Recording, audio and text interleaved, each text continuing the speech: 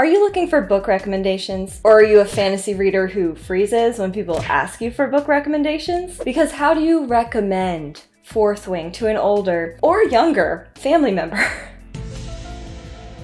How do you explain to someone that if they want to read the book you're reading, they have to read 14 different books across 3 different series just to be able to be caught up? This happened to me recently when my husband said, "Oh, Caitlin reads a lot. She'll have tons of book recommendations." Right. It was like I'd forgotten every single book I've ever read outside of Sarah J. Maas. Oh my god. Which just wasn't the right audience at the moment. And I know this isn't a unique experience. I've heard of this happening to tons of other readers. So recently I sat down with my bookshelf to find some good recommendations that don't require people to be 10 books deep into a series. And they're not super generic, at least I don't think they're super generic, and they're good for all ages, but I will be breaking them down into further age categories. There's a good chance you've actually read a lot of these and just kind of forgot that they're floating around out there. And if you haven't read them, consider giving these books a try because they're really great. And sometimes it's really good to just read outside of our normal genre. I know that as a writer, it is definitely helpful for me to see multiple writing styles, and you get the best range when you read a big diversity of genres. And of course, if you're just looking for a good book, this list is for you too. So let's get into it. First up is recommendations for adults who might not be into fantasy and aren't looking for a book talk spicy romance. First up is Dan Brown, particularly the Da Vinci Code or Angels and Demons. He had a mainstream moment a while ago. You might have seen the movies, but I feel like his books have really fallen off in popularity recently. He blends history, art, suspense, and mystery in a really exciting way that makes it a page turner without being scary, because we know how I feel about scary books. And they're super accessible. You don't really have to be a history buff to be able to follow it. Next up is Rainbow Rowell. A lot of us read Eleanor and Park back when it had its moment in the YA world, but you might not have read Landline or Attachments. In Landline, a 36-year-old woman finds a magical phone that connects her to the 22-year-old version of her husband during a time when their marriage is particularly rocky. Attachments is about a man whose job is to monitor email correspondence within a company and how he starts to fall in love with one of the women that he's monitoring. Chosen Ones is my favorite recommendation for people who can sort of get into a sci-fi type of novel. In 2015, all of the big books were about teenagers who save the world, and this is the aftermath. We get a look at what happens to people after the fame of their teen years of being the chosen one to defeat the villain and what their lives look like. There's magical elements to it, but it also, you don't need to have read multiple fantasy books to be able to quickly catch on to this magic system. If you've heard Veronica Roth's name, it's because she wrote the Divergent series. I just want people to give her other books a shot. These are standalones, but if you're open to reading 2 books, then I would definitely recommend Hank Green's An Absolutely Remarkable Thing and A Beautifully Foolish Endeavor. These babies, they take place in our modern day, following a young woman who makes a YouTube video after she finds a mysterious sculpture that lands in New York City overnight. She goes viral, and then right after that happens, the same statue starts to appear in all of these major cities all around the world. She and tons of other people start having the same dream sequence, and people start to try and figure out why that's happening and whether or not we're dealing with aliens. The books, especially the second one, have a lot of commentary on AI and what it would look like if the metaverse became an actual big part of our lives. It is so good. Teens, How do you do, fellow kids?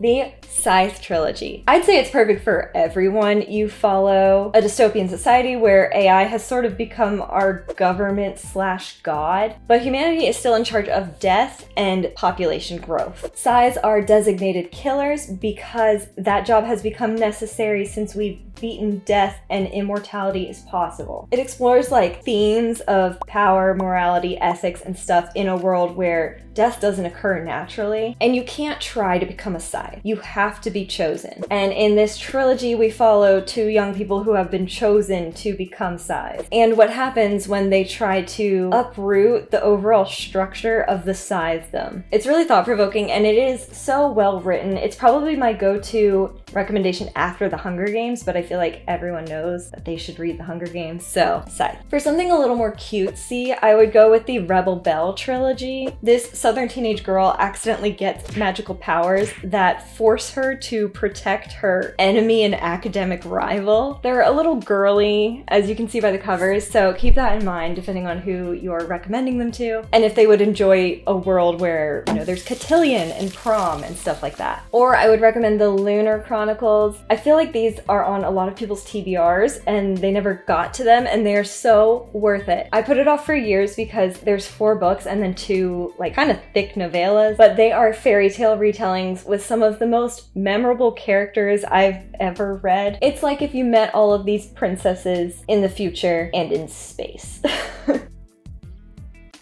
For a standalone, I would recommend We Were Liars. It sort of had a moment again last year when it got popular for a little bit, but the story revolves around a wealthy young woman named Cadence Sinclair. She spends every summer on a private island with her closest friends, but the story follows her while she's trying to remember what tragic event happened on the island 2 years ago because she has psychologically suppressed it. She spends the book trying to piece together all of these little pieces of her life and her interactions with her best friends. And it's exciting without being scary, but it does have like an unreliable narrator, which is normally something that I would hate, but this one is just really interesting. It keeps you thinking, like long after you finish the book. Now, I'm not a mom, but I was at one point a certified child.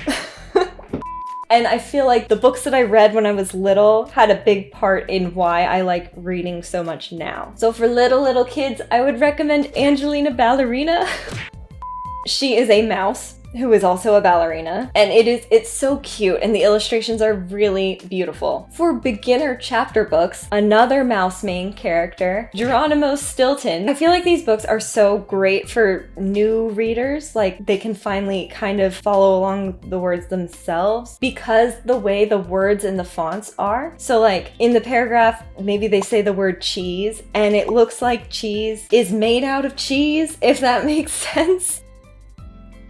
Or if something's haunted, maybe it's in a green font that looks a little like spooky. I think I had like a stack of them. It's a whole series. For stronger readers, like once you're out of the zone where you need a little extra help and pictures, because Geronimo Stilton does have pictures, I love to recommend Cam Jansen. She is a detective, but she has a photographic memory, and we kind of get to watch her use that to put together the answers to a bunch of different mysteries. She even says like, click to herself when she's trying to remember something, and they're really cute. For like the preteen age, obviously, I said these weren't going to be super generic, but obviously Harry Potter. I wish I'd started reading them when I was a little bit younger. But for a standalone, I loved this book. I read it so many times. It is called Palace of Mirrors. It's about an undercover princess who's been living like the peasant life, and she has to return to the palace to claim her rightful place to the throne. But the only problem is that like multiple other girls show up claiming the same thing. I honestly might reread this weekend now that I'm holding it and I found it.